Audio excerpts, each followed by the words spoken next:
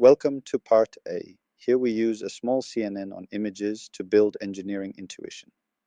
We are not aiming for perfect modeling. We will change one key setting at a time and observe the trade-offs, parameters, training time, and validation accuracy. CNNs are strong baselines for images because they reuse the same pattern detectors across the grid. This is called weight sharing. It makes CNNs efficient for visual data, especially under compute constraints. First, we run a baseline CNN. The baseline is our reference point. Without a baseline, we can't tell whether a change helped or just changed the numbers. In this mini lab, we change one parameter at a time. You will choose either kernel size, for example, from 3 to 5, or the number of filters, for example, from 16 to 32. These are small architectural changes that can increase capacity and cost. After each run, we compare three things. 1, the number of model parameters. 2, training time per epoch. 3, validation accuracy.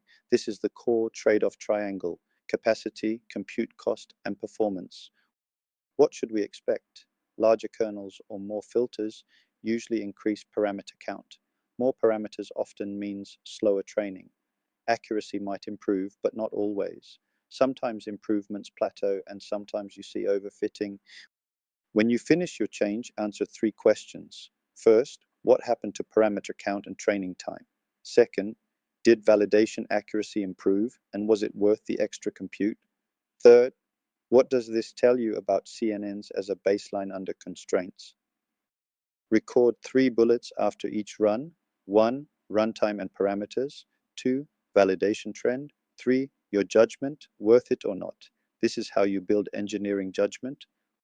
Optional challenge: try both changes, kernel size and filters. See if improvements stack or plateau.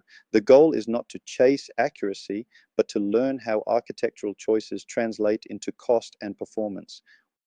Once you can defend your observations for CNNs, move to Part B, where we run a sequence model and repeat the same discipline, one change at a time, then compare trade-offs.